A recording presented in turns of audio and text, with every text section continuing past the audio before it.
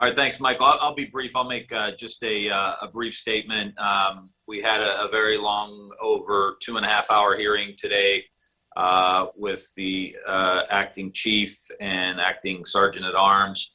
A lot of information came out, but let me just kind of sum it up that I believe that it was a complete failure of leadership. When you look at the lack of equipment, you look at the lack of communication, information flows were terrible, never making their way up the ladder to Acting Chief Pittman in her previous capacity, or Chief Son. The FBI memo never got there. Complete breakdown in communications from command and control down to the rank and file. No understanding from the leadership to the rank and file about use of force or rules of engagement on how to address the insurrection. It seems like there wasn't much training.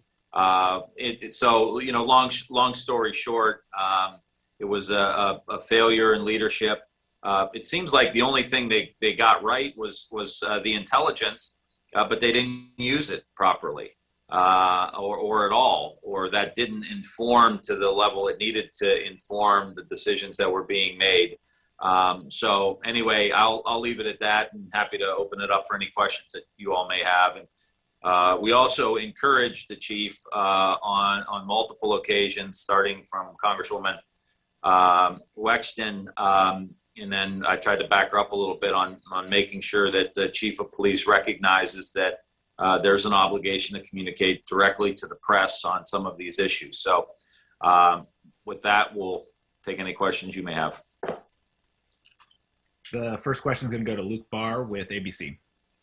Hey, Rep. Ryan, thanks for doing this afterwards. I have two questions. One, you mentioned the press briefings from the acting chief. I mean, one of the sort of frustrations I think that all of us have on our side of the house is that, there's been no transparency in terms of questions being asked or any, press conferences. Is there maybe a function you can write in the appropriations of Capitol Police that requires them to hold at least one press conference a month, a year, whatever? Second question I have is the acting chief mentioned a plot from militia groups to blow up the Capitol for the State of the Union. Are you seeing that chatter, and are you getting briefed on March 4th in regards to that as well, and any other sort of insight you can provide on that as well? Yeah, appreciate it. We could certainly put some language in the appropriations bill. Obviously, the House administration deals with more from the policy perspective. We'll be talking to them as well. It's a good idea. Happy to recommend that and encourage the Capitol Police to do that, making sure they're communicating. So I'm happy to do that. I haven't got a whole lot of intel on that latter question with regard to the State of the Union. We know there's always activity, always threats. That was the first I've heard of it. So we'll definitely keep our eye on it. But I think it does speak to, I know a lot of people want to get this fence down, but we can't get the fence down until we've got a plan moving forward. And I know it's inconvenient. I don't like the way it looks. I interned here and worked here in 1995, 96. I remember this place pre 9/11.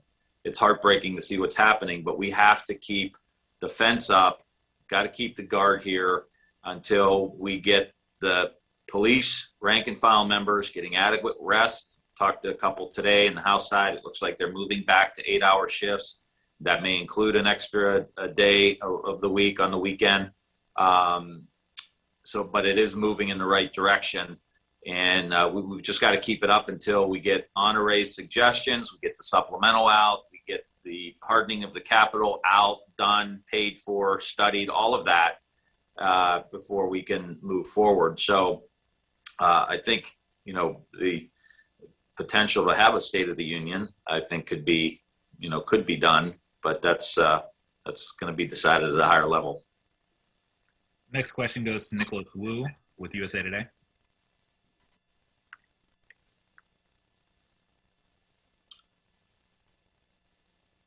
Nick. Nick, you there? Mute button. We'll come back to him. Okay. The next question will go to Chris from Roll Call. Chris, you there? Hey, Congressman Ryan, thanks for holding this press conference. After your kind of you stepped back and talked about the failure in leadership and everything like that, and coupled with Acting Chief Pittman's unwillingness to brief the press on serious matters. How does Acting Chief Pittman, who oversaw intelligence, still have a job? And how do the rest of the members of leadership, she also downplayed the union no confidence vote. How do these top officials still have jobs? And second question is, doesn't the Capitol Police report, ultimately, obviously the Capitol Police Board, there's some question about, that's a, antiquated entity. Ultimately, they do report to Congress, and if Congress wants the Capitol Police to brief the press, can't they make them brief the press? Yeah, I think we could, and we're moving in that direction. We think it's entirely appropriate for them to be able to communicate clearly to you through the press, to the American people, and to other members of Congress. So that is very, very important. We've been encouraging that. The first step was getting them to talk to us. I mean, I hope you don't feel too bad. They weren't even talking to us for a while. And then that's improved. And I think the next step is to make sure that they continue to move forward. Decisions will be made. We need, whatever we do, we've got to be smart. We've got to have a smooth transition. We've got to continue to try to learn from the mistakes that were made.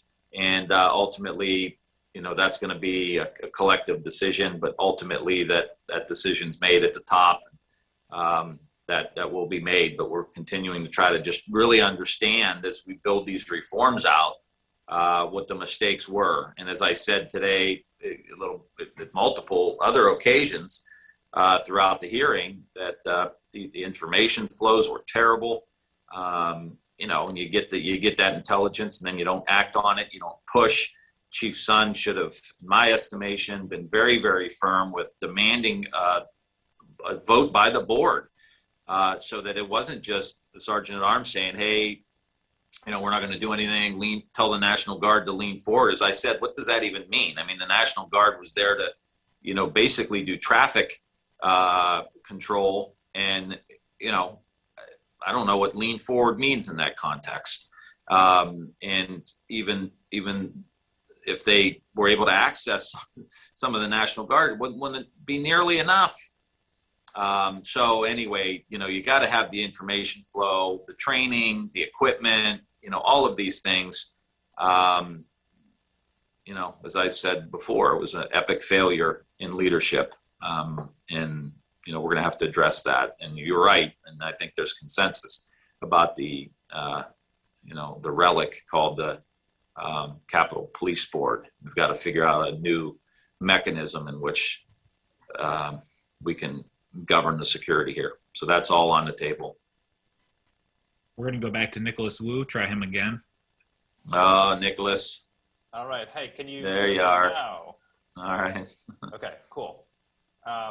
So I had a question, actually two for you. One about use of force. I mean, were you satisfied by the chief's answer about what they're doing to clear up use of force questions among the officers? And then secondly, what did you make of her response to the FBI report saying that this was raw intel that would not have changed their force posture?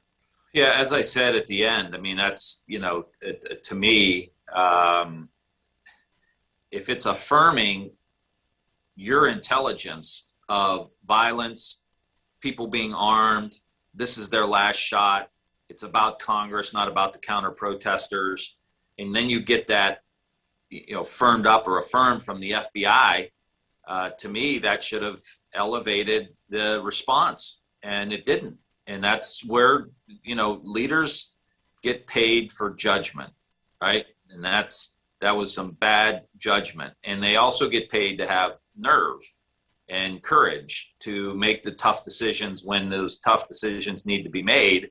And we needed leaders at the Capitol Police at that point to push the Capitol Police Board to raise holy hell in order to try to protect the rank and file members, and they didn't. And so that's why Chief Sund is gone, and that's why we're having so many questions around the leadership. Again, use of force is just one example. Why were the communications so inadequate?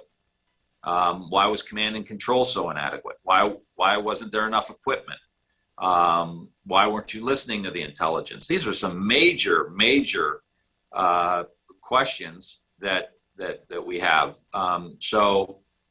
We've got to continue to really dig down and make sure that the training is in place. And these rank and file members, they want to be told, tell me what the rules are, tell me what we're doing.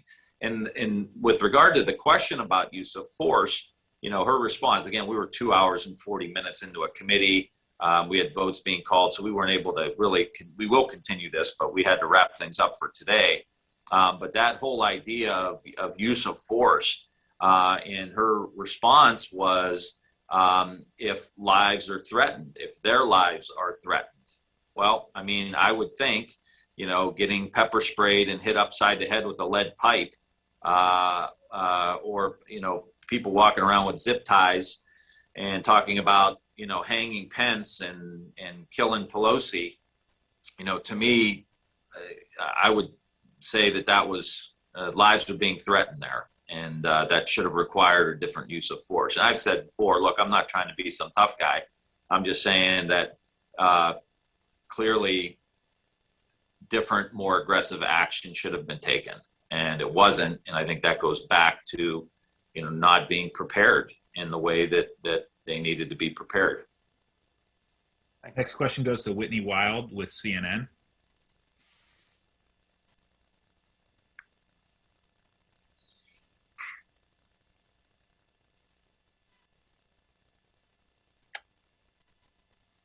Whitney, you there? Hi, can you hear me? Okay, thanks. So what I heard Chief Pittman say was that she felt like the FBI document information wasn't actionable. So do you think that she understood that there's a difference between perhaps it wasn't actionable in terms of prompting her to make an arrest, but that it was at least usable? I mean, do you think she understood the purpose of the intelligence? And then the second question, do you feel safe today based on what you heard from the very people who are supposed to keep you safe? Yeah, I feel safe. I mean, I think they're doing this daily call. They're coordinating action. I think they're taking steps in the right direction. Again, the fence is still up. The National Guard's still here. So we're operating in an environment that is very, very secure, which we have to keep in place until we have everything in place to move forward. That's going to be critically important for us to keep that in place. And yeah, I mean, look, you've got to apply, and maybe this is typical DC stuff, but like you just got to apply some common sense. You're getting these reports. They didn't synthesize all of the information. Yes, you're not going to go out and arrest somebody. You don't have actionable intelligence to go get somebody who's, got a car full of pipe bombs or whatever. But common sense would tell you the intel is consistent, whether it's coming from the Capitol Police or coming from the FBI, if that flowed up properly, and that we should maybe be concerned that they're talking about being armed, being violent, this is the last shot, and this is about the Capitol. I just don't understand why, looking at all of that, you wouldn't say, hey, let's get a couple thousand National Guard, tee them up around here, create a really strong perimeter, and make sure that this thing goes off without a hitch. To me, that seems like a pretty basic step to take to prevent what happened. And using that intelligence in that way. Again, no one would have cared. I mean, the optics, I mean, I hope that wasn't the case, but the reality is no one would have cared. I mean, this thing would have went off without a hitch. National Guard people would have went home, and we would all moved on with our lives. And it would have been, 3, 4, 5 days of them being here, just a few thousand, and maybe have others in the region teed up just in case, but it could have prevented everything. And again, I wish Chief Son, it sounds to me like his instincts were right, but he didn't push hard enough. And he should have demanded a vote at the board. Because we had Blanton yesterday, and Blanton, he wasn't engaged at all really in this. So it was Irving seemed to be calling the shots. Next question goes to Casey from National Journal. Hey, Congressman. You talked a little bit about, hardening the Capitol, making permanent changes. I was wondering, what are some of the ideas that you were thinking of in terms of that? And if you could talk about sort of striking the balance between increasing security at the Capitol and, keeping it sort of publicly accessible and sort of the symbolism that goes along with that. Yeah, I think it's important that we do keep this as open as possible. I think that, there's going to probably be an extension of the perimeter, not necessarily with a fence, but just with, different kinds of activities to keep an eye on things and make sure that members and members' offices are protected. I think that's going to be key. I think a lot of conversations now around mobile fencing, being able to get fencing in and out rather quickly. Making sure there's some kind of rapid response unit that can very quickly get dispatched to the Capitol should something happen. And so I think if you do those kinds of things, including securing up the actual facilities with that, including the House and Senate office buildings, that's all part of the overall package. So I'm anxious. We've been in constant contact with General Honore. We've done several extended calls. Rosa DeLore and I did one just a few days back, and they're on it. He's got a very, very experienced team that will make some serious recommendations. So we will, listen to what he has to say and begin the implementation process through the supplemental and try to get moving rather quickly on that, because as the pandemic fades, people start becoming more and more active, and they're going to want to come to DC, and we're going to want to make sure they can. So we're going to get moving on it. Next question goes to Mary Claire from the Associated Press. Hi, yeah, thanks for doing this. Based on what you heard today, do you think that Chief Pittman should be fired? Do you think she should stay in her job? I mean, she was there, she was part of this failure, she was giving commands that day. Is it time for all new leadership at the Capitol Police? I think there's some real questions about the decision-making that was made. I'm gonna leave it at that. Part of what we have to do here is have a transition. We're already transitioning from Sund, and Pittman's there, and we're trying to, make this work, but we've got to make sure we really understand what happened. And to be fair, she was there that day, so there's a lot of responsibility that she has to take, but she was also there that day, so she can provide a lot of information and knowledge on the mistakes that were made. So that's, above my pay grade a little bit, but there are some real concerns. And I will tell you from a lot of the committee members, both Republican and Democrat from today that I've talked to already, there's a lot of concerns there. And clearly there's a lot of concerns within the rank and file membership. And as we all know, that you can't run an organization without the trust of the rank and file members and with the leadership, or trusting the leadership. And that's a major, major concern right now, because there's very, very little trust among the rank and file members, whether they're in the union or not, in the leadership. So that's very concerning. Next up, we have Ursula from Axios. Hi, Congressman. Thank you for doing this. Just sort of two questions, and all these talks about reforming Capitol security, including Capitol Police. One, going forward, do you see any efforts to sort of increase the transparency of Capitol Police? They're known as particularly opaque, not a lot of access to public records. And two, there's all these things coming up about not enough manpower, not enough resources, anything like that. Do you see sort of widespread support for expanding Capitol Police's budget? Yes to both. I think we've got to encourage them to be more transparent, and we've been pushing them hard on this. And I think we need to make sure that they're transparent with everything that they can be transparent about, as long as it's not some kind of sensitive material that we can't allow to get out. Be transparent. Do press conferences. Keep the press informed. Critically important for us to be able to do that. And yes, we need more manpower here. Clearly, and if we're going to be able to respond to the new threats, the new reality, we're going to need more manpower here. And that means more rank and file. It probably means more dignitary type protection, for more details for members who are under threat. So I think that's going to be a key component. I think General Honore's looking into that, and I would assume that would be one of his recommendations that are coming. And I think we need to act on it. And we spend $700 billion a year on the military, protecting bases, providing the necessary equipment and protection for the military. And yet on the civilian side, we spend very, very little compared to that to protect the actual functioning of the republic. So, it's time that we step up and address that. And I think based on General Honore's recommendations, we will. Next up, we have Madison with WFMJ.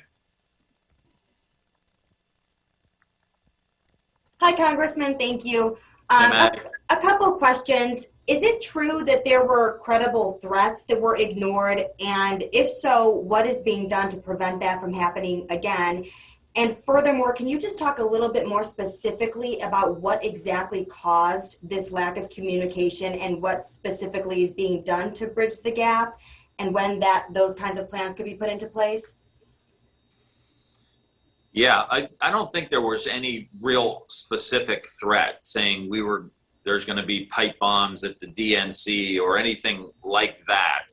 But they were clearly threats of violence, of being armed, of this being the last stand, of the Capitol being at the focus of all of this. And again, you've got to take these different data points, you got to synthesize them, put them in the context of the environment that we're operating in the context of a rally that morning, of what kind of language was being projected from the president, from his kids, from Rudy Giuliani, from all of these other people, tying that to the activity of the right-wing groups.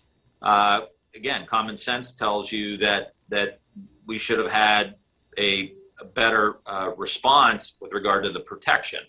And so there wasn't a specific threat, but a cumulative effect of all the intelligence should have led to a different response. And then, you look at throughout, I think there were numerous failures. One was not being clear about what the use of force was. The other was, how come the communications weren't working, and the earpieces and the command and control. Why wasn't there enough equipment? Why did the FBI intel never make its way to Assistant Chief Pittman or the chief of Capitol Police? That's mind-boggling to me with everything going on. Why were they not active on the intelligence? And as I said, it looked like Chief Son his instinct was, to beef things up, but he didn't push hard enough. So those are all of the things that we've got to go back and look at. What were the information flows? How does an intelligence report from the FBI never make its way to the head of intelligence for the Capitol Police? And then obviously not the chief of police. That's a complete breakdown. How do we not go over what the use of force is going to be on this particular day where we know all of this is happening? Now, how did you not, like you have a game plan for a football game, you go over it all week, up until the time you walk on the field, you're continuing to say, okay, remember to do this, remember to do that, remember to do this, remember to do that. You've got to continue to make sure that it is drilled into the men and women who are going to be on the front lines in the heat of battle. That's why training is so important, because it's not just doing training well during the training. It's got to be so embedded in your DNA that when there's a high pressure, high stress situation with a lot of conflict, you fall back on your training. And it clearly, the men and women that were out there didn't even know what the rules were, didn't even know what the rules of engagement were. And then they were trying to get an understanding of what they were as it was unfolding, and they still couldn't get the leadership. So all of that needs to be looked at, and that's, you know, all of those little pieces added up to the catastrophe that was January 6th. Next question goes to Emily with Washington Examiner. Hi, thank you. I just was wondering if you've gotten any update about concerns about any House members giving tours to rioters on January 5th, if that's still seen as a concern and contributing factor to what happened on the 6th, and whether threat level of other members of Congress is a concern. Yeah, thanks for asking that. That is in the hands of the U.S. Attorney here in D.C. now. They are reviewing the footage. That whole case is with the U.S. Attorney. And so we don't have any visibility on that at all, but we know that they are looking at it, and it's been turned over to them. We have a follow-up question from Chris from Roll Call. Hey, Congressman Ryan. So on Tuesday, former Chief Sons said that FBI, the FBI Norfolk report reached someone with the rank of sergeant. That's what he said. He testified on Tuesday. Today, Pittman said it reached somebody at the rank of lieutenant, which is a rank above sergeant. Do you know who that lieutenant or sergeant is, based on differing accounts of the officials? Are you gonna, how did that information not get to Assistant Chief Pittman, who's the head of intel at the time? Do you have any clarity on that? No, but we noticed the discrepancy, and we're gonna make sure we run that down. So we noticed that as well, and again, it's stunning to think that the FBI would issue this kind of report and it never makes its way to the head of intelligence for the United States Capitol Police. And it was emailed, and no one picked up the phone and said, hey, this is what we got, what's happening. So all of those channels of communication need to be re-examined. I think they are. It sounds like from what Chief Pittman said today, there's a daily call. They're coordinating between the different intelligence agencies and law enforcement agencies. So I think they're taking steps in the right direction. But again, it's about judgment and management, and making sure that these lines of communication are wide open in this environment that we're living in, and they weren't. And that's why we got to make the kind of changes that I think we need to make, and we'll continue to look at it. But we don't know any names at this point. And you also got to figure out what's the procedure, right? I mean, what was the process in which they operated in? So it's easy to, maybe the process was screwed up. And but you would think that, given everything going on the 6th, that the intel would have been shared graciously and broadly, not kept to themselves. We have another follow-up from Whitney Wild from CNN. Thanks, Representative. Sorry, just really quick. A lot has been made, I think, from Sund and Pittman and others, that the Secret Service would never have let Vice President Pence attend this event had they known that there was a credible threat. So do you buy that logic? And then do you have any sense of what the Secret Service knew leading up to that? Do you have any sense of what they knew intelligence-wise, or what their plans were? I mean, can you bring us into that world a little bit? What did the Secret Service know? Yeah, I don't know that. That is something that we absolutely need to find out. But as I said today, that's no excuse. Oh yeah, they were wrong too. That doesn't cut it. And so we've got to figure out what the Secret Service knew. I'm sure that's easily attainable. But again, this town is famous for groupthink. And it seems like even within the intel community or within the law enforcement community here on the Hill, maybe that was the problem. Maybe it was a bunch of groupthink. Yeah, nothing will really happen. Doesn't look too bad. And that's why I was saying I thought it was so important to bring the vote to the police board. Why? Because Blanton's a new guy, new to town. Get a new set of eyeballs on this thing before the sergeant at arms just says, "Hey, no, lean in." Tell the National Guard to lean in. Who knows? Maybe if Blanton saw it, he would have had a different opinion and broke through maybe some of that groupthink, which is why you have a board. Why it's not limited to one person making a decision who may not be looking at all the different angles. So all I can say with the Secret Service is maybe that was part of the problem. Maybe it was a groupthink issue in which nobody wanted to face the reality of what could potentially happen. And that is a failure in leadership. And we'll have to figure out exactly what the Secret Service role was. But again, the Secret Service has one mission. They need to protect Mike Pence, which they did. And they probably had, a number of contingency plans. It seemed like they knew right where to take them. But again, it happened right down to the wire. I mean, Pence was close. So again, a lot of fault to go around. Next question's for Scott McFarland. Mike, I just got one or two more. Okay, I got to jump. Yep. Mr. Chairman, can you hear me okay? Yeah.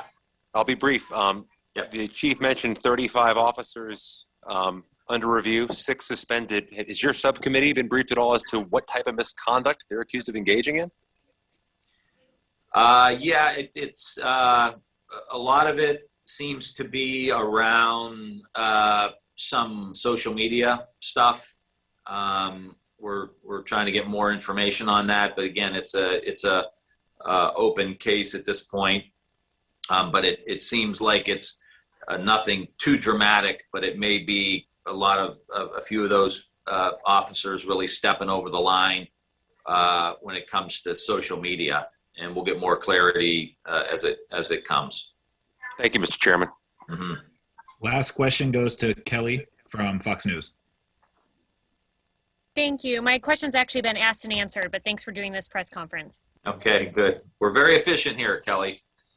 All right. Thank you, everybody. We'll stay in touch as we get information. We will pass it along. So thanks for your time.